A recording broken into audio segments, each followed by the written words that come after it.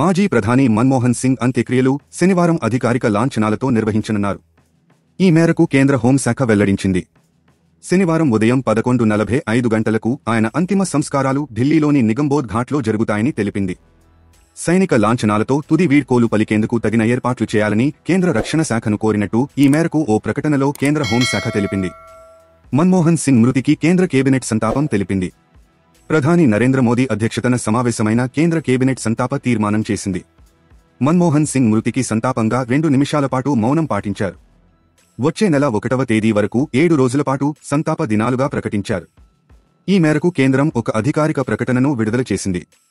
ఈ 7 రోజుల పాటు దేశవ్యాప్తంగా విదేశాల్లోని ఇండియన్ మిషన్స్, రాయబార కార్యాలయాల్లో జాతీయ జెండాను సగం వరకు ఎగురవేయనున్నారు. అంత్యక్రియల రోజు కేంద్ర ప్రభుత్వ ఉద్యోగులకు, కేంద్ర ప్రభుత్వ రంగ సంస్థల్లో పనిచేసే ఉద్యోగులకు హాఫ్ డే సెలవు ప్రకటించారు. ఇదిలా ఉండగా మన్మోహన్ సింగ్కు అంత్యక్రియలు నిర్వహించే ప్రదేశంలో స్మారక స్థలం నిర్మించాలని కాంగ్రెస్ జాతీయ అధ్యక్షుడు మల్లికార్జున ఖర్గే ప్రధాని మోదీని కోరారు. దేశానికి 2 సార్లు ప్రధానిగా సేవలు అందించిన ఆయన స్మారక స్థలం ఏర్పాటుపై ఉదయం ప్రధానితో ఖర్గే ఫోన్లో మాట్లాడారు. ఆ తర్వాత ఈ అంశంపై 2 పేజీల లేఖను రాశారు.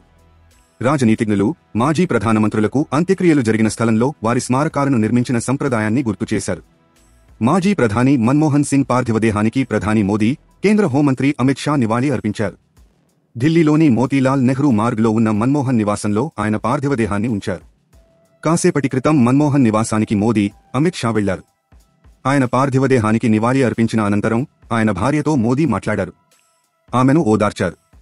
మన్మోహన్ మృతి పట్ల సంతాపాన్ని తెలియజేశారు. తాజా సమాచారం కోసం లైక్ చేయండి, సబ్స్క్రైబ్ చేయండి, నోటిఫికేషన్ల కోసం గంట సింబల్ ఆన్ చేసి పెట్టండి.